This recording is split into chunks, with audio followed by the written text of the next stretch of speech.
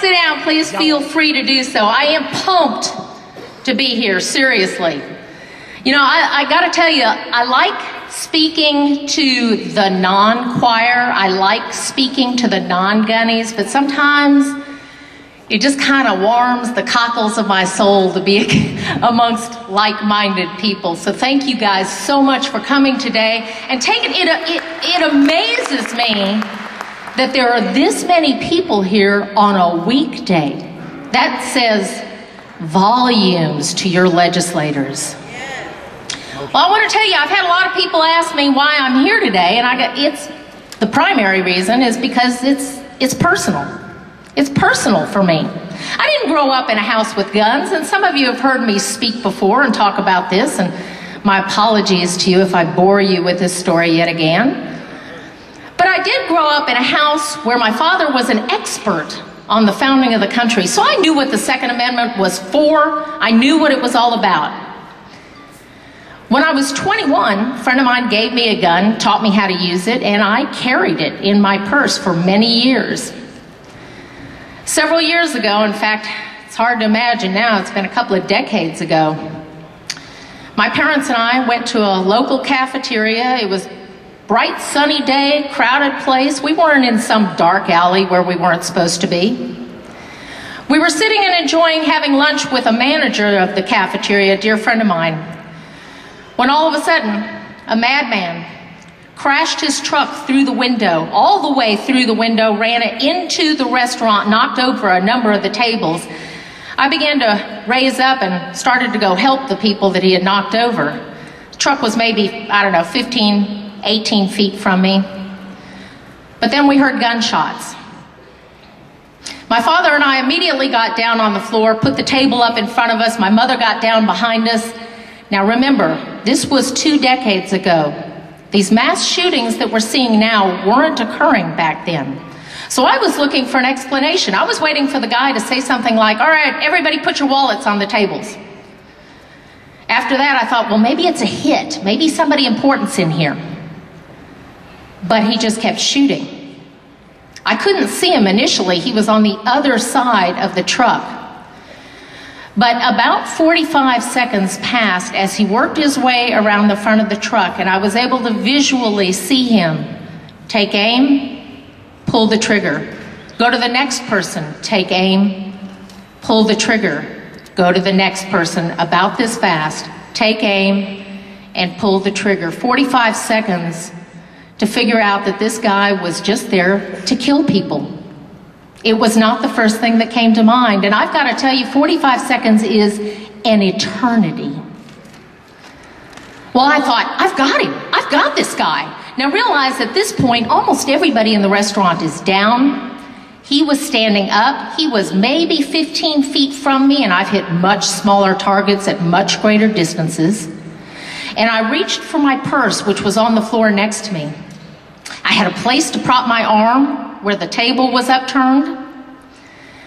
But then I realized a few months earlier, I made the stupidest decision of my life. At that time in the state of Texas, it was illegal to carry a gun on your person. Now, I carried it illegally for years because an assistant district attorney in Houston convinced me to do so. But once I moved out to the country, I did what most people do. You know, I figure, what are the odds?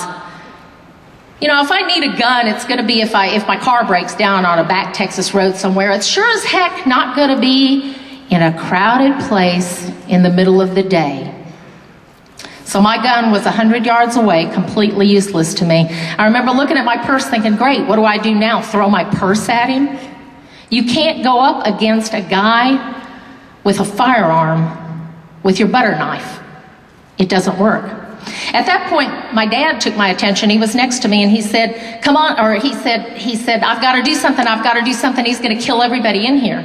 And I tried to hold him down by the shirt collar, but when he saw what he thought was a chance, he broke loose from me and he went at the guy. But the gunman had complete control over the restaurant, and he simply turned and shot my dad in the chest. My dad went down. He had covered maybe half the distance, and he was alive and still conscious, but I saw the wound, And as dreadful as this may sound, I wrote him off at that point. The good news was that it made the gunman change direction slightly. Instead of continuing directly toward me, he went off to my left a little bit. And that was the first time I really got a look at him, a really good look. He was about my age at the time, 30-something. Pretty good-looking guy, well-dressed, brand-new truck, and the stupid things that go through your mind. I remember thinking, what could be so wrong in this man's life? But it doesn't really matter, does it?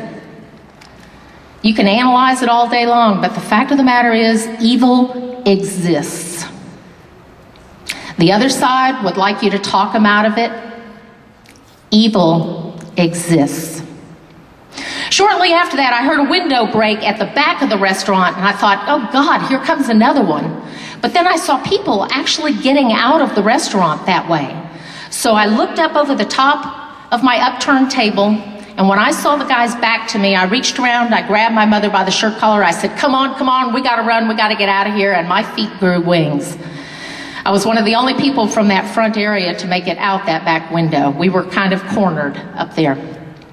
Once I made it through the window, I ran into my manager friend who had come out of the kitchen area. He said, thank God you're all right. I said, yeah, but Dad's been hit and it's bad. And I turned to say something to my mom, and that was the first time I realized she hadn't followed me out. Now, to make a long story short, in an odd twist of gun control fate, the police officers, many of whom were patients of mine, were one building away in a conference, in a hotel. The hotel manager had asked them to please leave their loaded weapons in their locked trunks because she didn't want to offend any of her patrons or worry them. Precious moments were lost while those officers retrieved those weapons. I told you several were patients of mine, and about a week later, they told me what happened. They said they got into the restaurant, and at that moment they didn't know who the gunman was. But they did see a woman on the floor, out in the aisle, cradling a mortally wounded man. They said that they watched this 30-something-year-old guy walk up to her, put a gun to her head. They said she looked up at him, put her head down, and he pulled the trigger. That's how they knew who the gunman was. They said all they had to do was fire a shot into the ceiling, and this guy rabbited to a back bathroom alcove area, exchanged a little gunfire with him, and put a bullet in his own brain. That was my parents. It didn't occur to me as I was running out the back window, my mom wasn't going anywhere without Dad. They had just had their 47th wedding anniversary. She wasn't going anywhere. 23 people were killed that day. Now, this may sound a little odd to you, but I'm not mad at the guy that did it. To me, that's like being mad at like a rabid dog. You know, you don't be mad at a rabid dog. You might take it out behind the barn and kill it, but you don't be mad at it.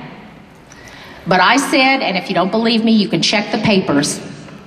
The day after this, I said I was mad as hell at my legislators because they had legislated me out of the right to protect myself and my family. Yeah.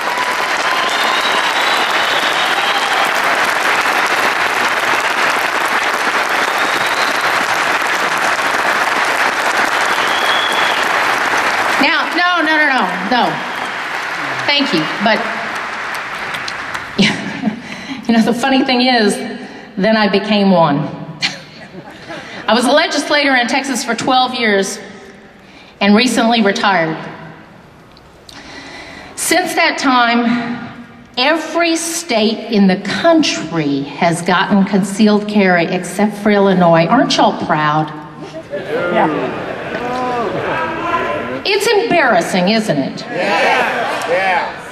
Now I've got to tell you, it's the other side that calls you guys and women radical.